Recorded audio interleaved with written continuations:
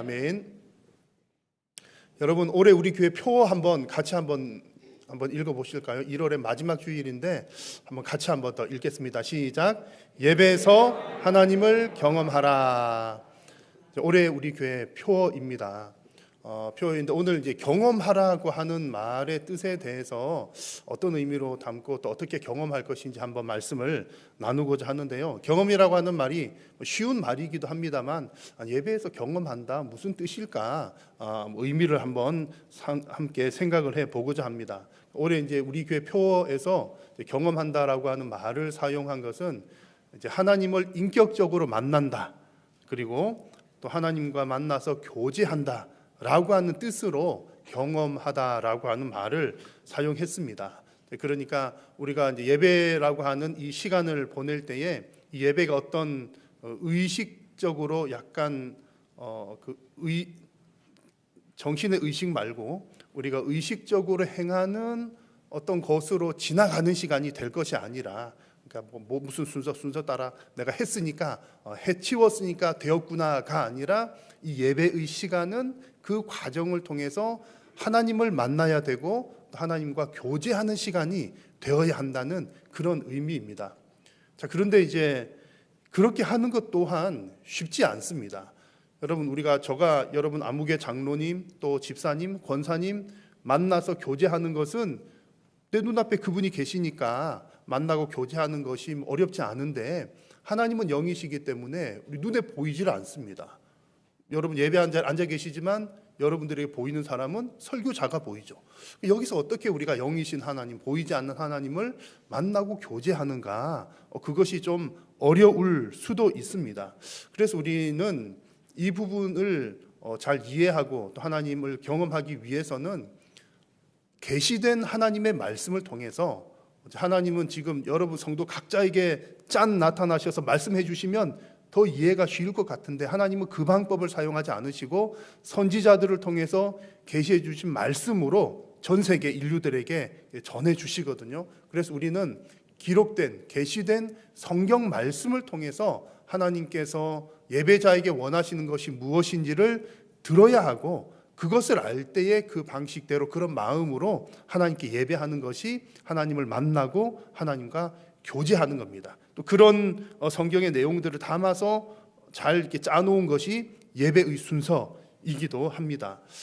그래서 이제 하나님께서 예배자들에게 원하시는 것이 이제 성경 전반에 관해서 잘 나와 있지만, 그 가운데 가장 핵심 중에 핵심이라고 하면 10계명 중에서도 1에서 4계명까지가 하나님께서 예배자들에게 원하는, 모든 성도들이 하나님을 대할 때 어떻게 대해야 되는지를 말씀해 주신 아주 핵심적인 내용입니다. 그래서 오늘은 1계명에서 4계명까지의 내용을 통해서 예배자에게 하나님께서 요구하시는 것이 무엇인지를 듣고 또 이 말씀을 잘 받아들이셔서 여러분 하나님의 뜻대로 하나님의 말씀대로 예배하심으로 예배의 시간마다 하나님을 경험하는 복된 예배자들이 되시기를 간절히 축원합니다. 여러분, 하나님께 예배하러 나올 때에 무엇보다도 가장 중요한 것은 우리의 마음가짐인데, 특별히 내가 지금 왕 앞에 나아간다라고 하는 마음이 가장 중요합니다. 여러분, 알현이라고 하는 표현을 자주 사용하는 표현은 아니긴 합니다만, 왕이라든지 지체가 아주 높고 귀한 사람을 찾아가서 만나는 것을 알현이라고 합니다. 예배라고 하는 것이 바로 창조주이시며 우리의 왕이신, 온 우주의 왕이신 하나님을 아련하는 자리가 예배의 자리인 겁니다. 자, 그런데 여기서 아주 중요한 사실이 한 가지 있습니다. 예배는 왕 대신 하나님 앞에 나아가는 시간인데, 사실 더 중요한 것은 우리가 찾아가는 그 왕은 한 분 하나님이시라는 것이 오늘 이 말씀의 1계명의 핵심입니다. 그래서 예배자는, 하나님께서 예배자에게 원하시는 것은 하나님을 유일한 왕으로 인정하라는 것입니다. 이것이 1계명에 잘 나타나 있는 거죠. 예수님께서도 이런 말씀을 하셨습니다. 한 사람이 두 주인을 섬기지 못한다라는 말씀하시면서 재물과 하나님을 겸하여 섬길 수 없다라는 말씀을 하셨는데, 우리 예배자들에게 주시는 말씀, 하나님을 유일한 왕으로 섬기라는 것과 같은 맥락입니다. 그래서 오늘 그 10계명 가운데 첫 번째 계명에 해당되는 너는 나 외에는 다른 신들을 내게 두지 말라는 것도 이런 내용이라는 거죠. 그런데 이 말씀을 들을 때에 혹 이제 이런 오해는 하지 않으셔야 되겠습니다. 이 세상에 이제 유일한 왕으로 섬기라 이런 표현과 오늘 1계명에서도 다른 신들을 내게 두지 말라는 이 말씀을 들으면 이 세상에는 많은 신들이 있는데 그중에 여호와 하나님 신이 있고 그 신이 제일 좋은 신인가 보다 이렇게 생각하는 것은 이제 성경을 잘못 해석한 것입니다. 왜냐하면 고린도전서 말씀을 보니까 신은 우상은 아무것도 이 세상에 아무것도 아니고 참된 신은 하나님은 한 분밖에 없다라고 말씀을 하기 때문입니다. 여러분, 우상은 사람의 손으로 만든 것이기 때문에 신이 아닙니다. 다만 사람들이 그 우상을 만들고 그것을 신이라고 부르기 때문에 신이라 불리는 것들에 불과한 것이죠. 그래서 1계명에서도 다른 신들이라고 말할 때 진짜 하나님과 동급의 어떤 비슷한 수준의 신들이 있다는 뜻이 아니라 사람들이 만들어 놓은 그런 신들을 섬기지 말라는 겁니다. 그래서 문제는 사람들에게 문제가 있는 거죠. 아무것도 아닌 것을 만들어 놓고 거기에다가 나의 소망, 자기 소망을 불어 넣은 후에 그것을 왕으로 섬기기 때문입니다. 그것이 이제 신들이 되는 겁니다. 내가 농사 잘 되기를 바라면 농사 잘 되고자 하는 마음을 불어 넣어서 농사의 신, 고기 많이 잡기를 원하면 고기 잘 잡는 마음을 불어 넣어서 고기 잡는 바다의 신, 그런 개념이죠. 그러다 보니까 이 땅에 수많은 신들이 있고 수많은 우상들이 생겨나는 겁니다. 종교개혁자 루터도 이런 이야기를 했습니다. 그로부터 너의 삶을 기대하는 것, 너가 신뢰하는 것이 바로 너의 하나님이자 우상이다. 우상이라고 하는 말, 다른 신들이라고 하는 말은 우리가 바라는 것들을 어떤 형상화한 것이다 라는 얘기입니다. 그런데 이 말씀, 오늘 이 말씀에서 너는 나 외에는 다른 신들을 두지 말라는 이 말씀을 누구에게 주셨느냐가 중요합니다. 다른 신들은 아무것도 아니니까 섬기지 마, 이 얘기를 어떤 사람에게, 누구에게 주셨느냐. 여러분, 이 말씀은 출애굽한 이스라엘 백성들에게 주신 말씀입니다.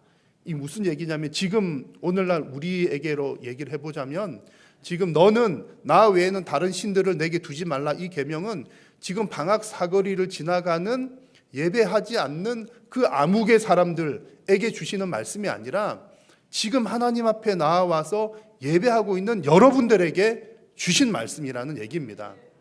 근데 이게 어떻게 보면 이해가 잘 안 될 수 있어요. 아니, 우리 이미 하나님 믿고 있는데, 저 하나님 믿어요, 하나님 왕으로 섬겨요, 믿는 사람에게 너는 나 외에는 다른 신들을 내게 두지 말라. 아니, 이 말은 오히려 방학사거리 지나가는 예배하지 않는 사람들에게 주는 것이 더 어울릴 것 같은데, 이 말씀은 이미 구원받은 백성, 이스라엘 백성, 그리고 예배하는 자들에게 주신 말씀이라는 겁니다. 그것은 이 말씀이 우리들에게 그만큼 중요하다는 얘기기도 하고, 하나님의 백성들 또한 이 계명을 어길 가능성이 많이 있다는 이야기이기도 합니다. 우리는, 여러분, 하나님 믿으시죠? 하나님 왕으로 섬기시죠? 아멘이라고도 하는데 우리들도 이 계명 어길 때가 있다는 얘기입니다. 실제로 이스라엘 백성들의 역사도 보면 그들이 하나님을 당연히 믿지만 다른 우상도 겸하여 섬긴 경우들이 대단히 많습니다. 우상도 겸하여 하나님을 왕으로 인정하지 않지는 않았습니다. 하나님 왕 아니에요 이렇게는 안 했지만 다른 그들의 인생에 또 다른 어떤 것들을 자신의 왕으로 끌어들였다는 이야기입니다. 그래서 지금 하나님께서 우리 예배자들에게 원하시는 것은요, 그냥 너희들이 여호와를 왕으로 섬기고 예배 이 정도가 아니라 저와 여러분들을 향해서 하시는 말씀은 여호와 하나님만을 여러분들의 유일한 왕으로 섬기기를 원하십니다. 그것이 하나님께서 예배자들에게 원하시는 것입니다. 주변을 돌아보면 우리 성도의 시선을 사로잡고 우리 성도들에게 번영을 약속하는 수많은 신들이 있기 때문이고, 우리 성도들을 유혹하는, 너 교회 가서만 답이 있는 게 아니야, 하나님 믿는 것만 길이 아니고 여기도 길이 있어, 저기도 길이 있어, 여기도 복을 줘, 저기도 복을 줘, 그런 것들이 많은 세상 가운데 오직 예배를 통해서 유일하신 하나님이신 그 하나님 여호와 하나님 앞에 예배하는 것을 우리 하나님께서 원하고 계십니다. 여러분 유일하신 하나님만을 예배하는 여러분 다 되시기를 축원합니다. 자, 그런데 사람들은 왜 여러 왕들을 왜 섬기려고 할까요? 이스라엘 백성들은 여러분들은 안 그러시겠지만 구약 역사들을 보면 왜 이스라엘 백성들은 하나님을 믿으면서도 또 다른 우상을 섬기거나 이런 일들을 왜 했을까요? 아마 이건 여러분들은 이해를 잘 못하실 수 있는데 저는 이제 그 어릴 때 우상 섬기는 분들을 좀 이렇게 어릴 때 보면서 자랐던 부분이 있습니다. 그래서 저 경험적으로 볼 때는 여러 우상들을 섬기는 사람들을 보면 사실은 그냥 우상을 하나만 섬기는 경우는 잘 없는 것 같고요. 우상을 섬기는 사람은 여러 우상들을 섬기는 것을 봤고 또 그렇게 우상을 섬기는 것을 보면 결국에는 그 우상이 진짜 나보다 뛰어나서 섬긴다거나 그런 것이 아니라 자기 자신을 위해서 그 우상을 섬깁니다. 그러니까 나를 위한 왕들을 만들어서 나를 위해 그들을 섬긴다는 것이죠. 그래서 하나님께서 이제 사람들의 그런 마음을 아시기 때문에 10계명 가운데 두 번째 계명에서는 이런 계명을 주신 겁니다. 너를 위하여 새긴 우상을 만들지 말고. 두 번째 계명은 우상을 만들지 말고 그것을 섬기지 말라는 것인데 오늘 이 시간 강조해서 말씀드리는 것은 맨 앞부분에 나오는 이 표현입니다. 우상을 누구를 위해서 만든다고요? 너를 위해서 그 우상을 만들지 말라. 하나님이 이렇게 말씀을 하시는 겁니다. 사람들이 우상을 만들어 섬기는 이유가 자기 자신을 위해서 만든다는 것을 하나님 알고 계셨기 때문에 이렇게 말씀을 하고 계시는 거죠. 여러분 우리가 피조물의 형상이든 또 심지어 하나님의 형상이든 그 형상을 만드는 이유는 자신의 필요를 위해서 사람들이 만든다는 겁니다. 하나님은 그런 사람들을 위해서 너를 위하여 새긴 우상을 만들지 말라고 말씀을 하십니다. 그리고 이어 나오는 5절 말씀을 보시면 이렇게 하는 자들에 대해서 하나님은 질투하는 하나님이라는 표현이 나오는데 이 말씀도 잘 이해를 하셔야 되겠습니다. 하나님은 사람들처럼 어떻게 감정적인 질투를 한다는 뜻은 아니고 하나님은 감정에 휘둘리는 분이 아니기 때문입니다. 그래서 이 구절은 하나님이 우상 섬기면 하나님은 화가 많으신 분이어가지고 열받으실 거야 이런 뉘앙스가 아니라 이것을 좀 역설적으로 이해를 하셔야 되는 겁니다. 하나님은 이스라엘 백성들을 너무 사랑하시기 때문에 그 이스라엘 백성들이 다른 곳으로 눈을 돌리는 것을 하나님 싫어하신다 그런 뜻입니다. 그래서 이 계명 너를 위해서 우상 만들지 말고 섬기지 말라 이 말은 내가 너를 너무나 사랑하니까 너도 다른 거 바라보지 말고 나만 바라보고 나만 사랑해. 우리가 서로 사랑하자라고 하는 뜻이 바로 이 계명의 의미인 겁니다. 이것이 어느 자리에서 제일 먼저 일어납니까? 예배의 자리에서 바로 이런 일들이 일어나는 겁니다. 그래서 하나님께서 질투하신다라고 표현할 때 하나님의 질투의 대상은 그 우상들이 아니라 나 저 우상 싫어, 저 우상 싫어, 저 우상 때문에 어떻게 된 거야. 하나님께서 우상을 질투하시는 것이 아니라 다른 우상에게로 눈을 돌리는 하나님의 백성, 하나님만 사랑하고 하나님과 교제해야 되는 돼도 불구하고 다른 곳으로 눈 돌리는 자들을 향해서 하나님은 질투한다라는 표현을 사용하시는 겁니다. 그래서 하나님은 예배자들에게 원하시는 것이 오직 하나님만 사랑하는 마음으로 예배자로 서기를 우리 하나님은 원하고 계십니다. 그렇게 하지 않으면 하나님 어떻게 하신다고요? 5절의 뒷부분 보니까 그렇게 하지 않고 우상 섬기는 자들에 대해서는 아버지로부터 아들에게까지로 3, 4대까지 그 죄를 갚겠다, 벌을 주겠다는 말씀을 하십니다. 진노하신다는 거죠. 근데 하나님께서 이렇게 하시는 말씀은 하나님께서 속이 좁으셔가지고 너 나 사랑 안 했지? 그럼 너 아들, 너 손자까지 벌 줄 거야. 하나님이 그런 의도로 말씀을 하시는 것이 아니라 거꾸로 이것도 해석을 하셔야 되는 것이 너가 나를 사랑하지 않으면 내가 벌을 줄 거야 이 말씀을 하시려는 것이 아니고 너가 나를 사랑하면 그게 진짜 너가 복 받는 길이야 이 말씀을 하시려고 하는 겁니다. 그래서 우상 섬기지 말라고 5절에 말씀하신 후에 6절에서 이런 말씀이 나오죠. 나를 사랑하고 내 계명을 지킨 자에게는 몇 대까지요? 1000대까지 은혜를 베푸시니라. 그러니까 너가 나 사랑하지 않고 우상 섬기면 너 자손들 3, 4대까지 벌 받을 거야 했는데 이거 말하려고 하는 게 아니잖아요. 그렇지만 사실은 너가 나 사랑하고 진짜 그러면 나랑 좋은 관계하면 1000대까지 은혜를 베풀 거야. 1000대까지 은혜를 베풀겠다. 내가 그만큼 너를 사랑한다. 그 얘기를 하나님께서 하고 싶으시는 겁니다. 오늘 여러분 예배하는 여러분들 가운데 집으로 돌아가시면 집에다 우상 하나 만들어 놓고 섬기는 사람 아마 저는 한 분도 없을 것이라고 생각을 합니다. 아마 지금 요즘에 뭐 그럴 일도 없잖아요. 뭐 우상 만들어서 뭐 이렇게 섬기거나 특히 이제 교회 나오시는 분들 중에 없을 텐데, 그렇게 그런 면에서 보면 오늘 이 계명이 우리들에게 요구하는 것은 우상을 만드는 행위에 대해서 요구한다기보다는 뭐 구약 이스라엘 백성들에게는 그 행위도 아주 적극적으로 말린 것이지만 우리 성도들의 마음의 문제를 지금 하나님께서 얘기를 하고 계시는 겁니다. 너가 정말 하나님만 사랑하고 있느냐, 다른 곳에 눈 돌리지 않느냐라고 우리에게 물어보시는 거죠. 자, 여러분, 그래서 이 계명 말씀을 받으시면서 여러분의 마음을 한번 잘 들여다 보십시오. 여러분의 마음에 하나님보다 더 사랑하는 것은 없으십니까?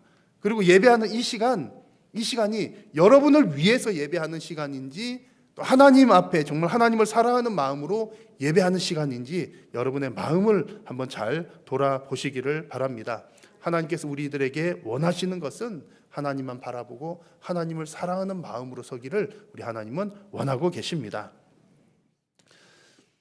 자, 이제 세 번째로 하나님께서 우리 예배자들에게 원하시는 것입니다. 우리 성도가 하나님을 사랑하는 방법들은 뭐 여러 가지가 있습니다. 여러 가지가 있는데 지금은 이제 예배 시간에 관한 데 좀 초점을 맞추어서 말씀을 드리는데, 그러면 여러분 이 예배 시간에 어떻게 하는 것이 하나님을 정말 사랑하는 것일까요? 그것은 예배의 순서들을 정성스럽게 하나님 앞에 드리는 겁니다. 예배의 순서를 정성스럽게 드리는 것을 우리 하나님께서 예배자들에게 원하신다는 거죠.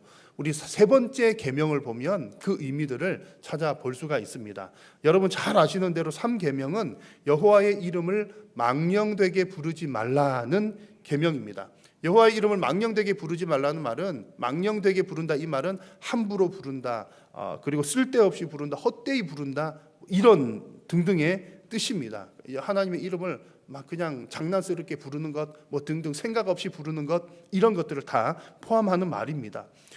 하나님께서 이스라엘 백성들에게 모세를 통해서 주셨던 하나님의 이름은 이제 히브리어는 자음으로만 이렇게 되어 있는데 요드해 와우해라고 하는 이제 4가지 자음으로 되어 있었습니다. 그렇게 요것을 이제 하나님의 이름을 이렇게 부르는데 평상시에 이렇게 부르는 것이 아니라 1년에 한 번 대속죄일에 하나님의 이름을 불렀습니다.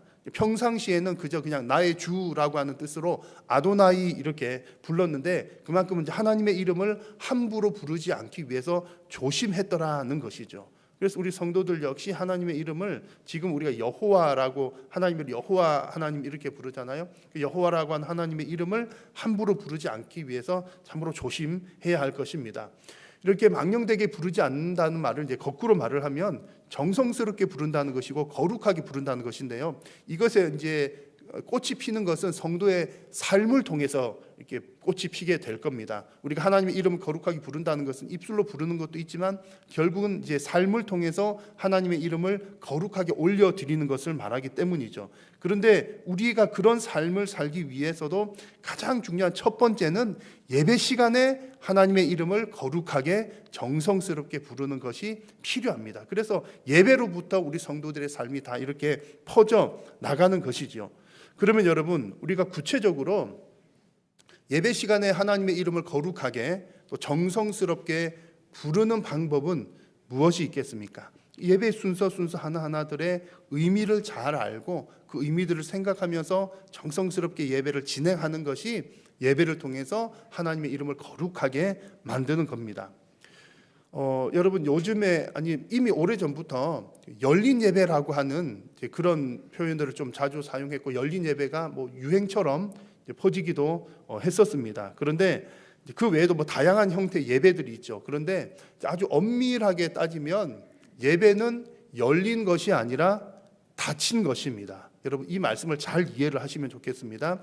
예배는 엄밀하게 따지면 열린 것이 아니라 닫힌 것이다. 왜냐하면 예배는 우리가 구원받기 위해서 하는 행위가 아니라 이미 구원받은 자들이 하나님을 만나고 하나님께 나아가는 자리가 예배의 자리이기 때문에 그렇습니다.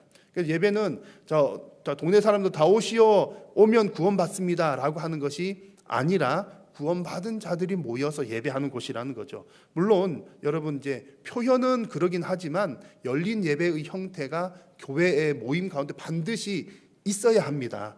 왜냐하면 어쨌든 바깥 사람들을 초청해야 되고 또 복음을 그들에게 전해야 하기 때문이죠. 그런 것들은 반드시 필요하지만 우리가 잊지 말아야 될 사실은 예배의 본래 의미는 구원받은 백성들이 하나님을 만나는 자리이다라고 하는 겁니다.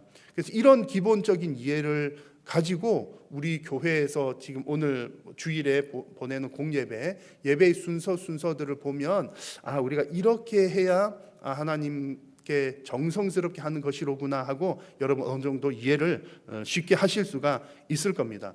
그래서 이제 오늘 예배 순서 하나하나 잘 말씀을 드리려고 했더니 해보니까 너무 길더라고. 2부 때도 좀 길었는데, 그래서 중요한 것, 우리가 조금 놓치기 쉬운 것 몇 가지만 예배 순서에 대해서 설명을 좀 드리려고 합니다. 먼저 여러분 예배 때 사회자가 나와서 땡 하고 나서 뭐라 이렇게 멘트를 하잖아요. 그 멘트하는 그 시간이 예배의 부름 시간입니다. 이것은 하나님께서 백성들을 예배로 초청하는 시간입니다. 초청하는 시간. 그래서 사회자가 이렇게 나와서 땡 하고 뭐 이렇게 멘트를 할 때 성도는 하나님께서 지금 나를 예배 자리로 초대해 주셨구나 이런 마음으로 서야 하고, 그 멘트도 중요하다는 겁니다. 그러니까 하나님께서 나를 불러주셨으니 하나님 감사합니다라고 하는 마음으로 예배를 시작을 하는 겁니다. 그게 예배의 부름이란 시간이고요. 신앙 고백하는 시간은 우리가 워낙 자주 하니까 참 더 조심해야 될 시간입니다. 신앙 고백은 우리가 하나님 앞에 내가 이런 것을 믿습니다, 고백합니다라고 하는 매우 중요한 시간이거든요. 마치 이제 연인들이 내가 당신을 사랑하니까 나와 결혼해 주세요라고 고백하는 것과 같은, 아니 그보다 더 이상의 중요한 그 고백을 하는 아주 무게가 있는 시간이라는 거죠. 근데 워낙 자주 하다 보니까 우리가 그냥 이렇게 어떤 때는 그냥 졸다가 하기도 하고 막 그러고 그럴 수도 경우들도 있지만 여러분 아주 중요한 시간이다. 그래서 이 신앙 고백은 뭐 이렇게 주문 외듯이 그냥 매번 예배 때마다 그냥 꼭 하고 지나가야 되는 중얼중얼하는 시간이 아니라 그 의미들을 하나하나 생각하면서 하나님 앞에 나의 마음, 내가 이런 하나님을 믿습니다라고 정말 사랑하는 사람에게 고백하는 마음으로 하는 시간이 신앙 고백입니다. 그리고 예배 시간에 여러 번의 찬송을 부르는 시간이 있잖아요. 찬송도 부를 때에 우리가 찬송은 기본적으로 하나님의 이름을 노래로 곡조 있는 기도로 올려드리는 시간인데 하나님의 이름을 부르는 시간이거든요. 이 시간은 우리가 뭐 별 생각 없이 한다든지 의미 없이 한다든지 하면 이제 3계명을 어기는 게 되는 겁니다. 망령되게 부르지 말지니라 그랬는데 함부로 부르지 말라, 쓸데없이 부르지 말라, 헛되이 부르지 말라고 한 그 계명에 어긋나게 되는 거죠. 그래서 우리는 찬송을 부를 때에도 한 소절 한 소절 우리가 의미를 잘 생각하면서 적극적으로 부르는 것이 예배자의 바른 자세입니다. 예배 시간에 우리 찬양대의 찬양 시간이 있습니다. 찬양대가 드리는 이 찬양 시간은 잘 준비해서 드리는 특별 찬양 시간이기 때문에 우리 모두가 다 함께 부르는 시간은 아니지만, 회중 찬송은 아니지만 찬양대가 찬양할 때는 우리 모든 회중들도 우리의 마음과 신앙 고백을 함께 담아서 하나님께 올려드려야 됩니다. 그리고 우리가 찬양이 끝나면 우리 회중은 박수로 화답을 합니다. 박수로 화답을 할 때는 우리 찬양대가 잘 정말 하나님께 올려드린 찬양을 잘 준비했다라는 마음에서 격려하는 마음으로 하는 부분들도 있지만, 그렇게 하는 것도 나쁘지 않지만 하나님의 영광을 가리지 않도록 우리가 잘 조심해서 하나님 앞에 올려드려야 됩니다. 찬양대뿐만 아니라 설교자나 또 예배 가운데 수고하는 여러 이제 예배 봉사자들이 있는데 서로 간에 격려하는 것은 나쁜 일은 아니지만 오직 하나님의 영광이 드러나도록 우리는 조심을 해야 한다는 것이죠. 그리고 예배 순서 가운데 교회 소식을 전하는 시간이 있습니다. 이제 광고라고 가끔 우리가 표현을 하긴 하지만 이 교회 소식이 예배 시간 중간에 들어가는 것은 교회들마다 이 부분은 조금 차이가 많이 나는 편에 속합니다. 어떤 교회들은 이 교회 소식을 예배 순서 바깥에 두는 교회들도 꽤 많이 있습니다. 그런데 우리 한일교회 같은 경우는 이 교회 소식을 광고라고 하는 개념보다는 성도 간의 교제라고 하는 개념을 우리 더 부각시키기 위해서 예배의 순서 안에 넣어서 진행을 하고 있습니다.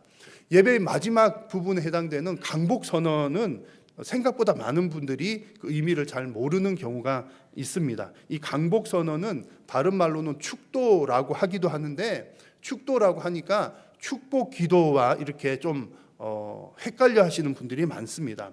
축복 기도는 그야말로 하나님 아무개에게 뭐 이게 복 내려 주십시오라고 복을 비는 기도인데, 그에 반해서 강복 선언 혹은 축도라고 하는 것은 하나님 복 내려 주십시오라고 비는 시간이 아니라 하나님께서 제사장에게 주신 권위를 따라서 하나님의 그 복을 직접 선언하는 시간입니다. 마치 하나님께서 하나님 백성들에게 내가 너에게 복 준다라고 하는 것처럼 그것을 대리해서 하나님의 복을 선언하는 시간인 거죠. 그러니까 복과 관련된 것은 비슷하긴 하지만 축복 기도와는 조금 그렇게 다른 게 있다라는 것이고, 기본적으로는 이 강복 선언은 공예배 때 이루어지는 것이다, 그것이 원칙이다라고 하는 것을 여러분 기억하시면 좋겠고요. 그래서 마지막에 이제 설교자가 강복 선언 축도를 하잖아요. 그러면은 사실은 이제 이것도 이제 하나님의 복을 선언하는 것이기 때문에 사실은 이제 이렇게 강복 선언하는 사람도 눈을 뜨고 하고,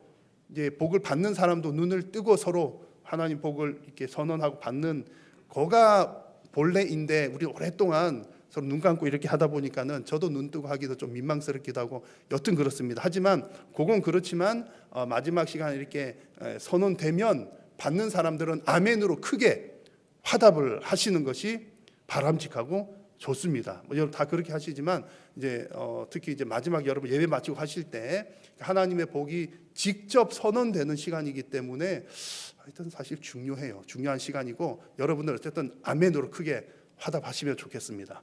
오늘 한번 볼게요. 자, 이렇게 해서 대략 예배의 각 순서들을 이제 중요한 것 몇 가지 조금 우리가 오해할 만한 것들 말씀은 드렸습니다. 여러분 우리가 이렇게 예배의 순서를 좀 이런 의도로 이런 의미의 순서구나 한 것을 좀 알고 계셔야 그 시간을 좀 더 정성스럽게 할 수가 있고, 또 정성스럽게 하는 예배가를 통해서 우리가 하나님을 정말 더 사랑하는 마음으로 드러낼 수가 있습니다. 여러분 우리 예배 순서를 정성스럽게 하나님 앞에 올려드리심으로 정말 예배 시간마다 하나님을 만나고 경험하는 복된 예배자가 되시기를 축복합니다. 이제 마지막 내용입니다. 하나님께서 예배자에게 요구하시는 이제 마지막 내용은 사계명과 관계된 내용인데요. 주일 공예배를 우리 모든 인생의 삶의 중심에 두라는 것입니다.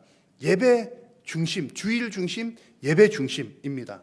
우리 여러분 다 인생들이 많이 바쁘시잖아요. 그래서 뭐 일주일 단위로, 월 단위로 뭐 스케줄도 다 짜고 회사 일도 바쁘고 가정 일도 바쁘고 다 뭐 그러시지만, 우리 하나님 믿는 백성들은 그 모든 우리 인생의 스케줄의 중심은 주일 중심, 또 주일 중에서도 예배 중심이 되어야 한다는 겁니다. 10계명 중에서 네 번째 계명을 보시면 그 의미를 알 수가 있는데요. 4계명은 잘 아시는 것처럼 안식일을 기억하여 거룩하게 지키라는 겁니다. 하나님께서 이스라엘 백성들에게 주신 이 안식일법은 설명할 게 좀 많긴 하지만 아주 핵심만 말씀드리면, 안식일을 기억하여 지키라는 것은 하나님의 창조의 완성을 보여주는 날이 안식일이고, 그리고 하나님께서 이스라엘 백성들을 애굽에서 구원해 내신 이후에 그 구원을 기억하고 기념하기 위해서 지킨 날이 안식일이었습니다.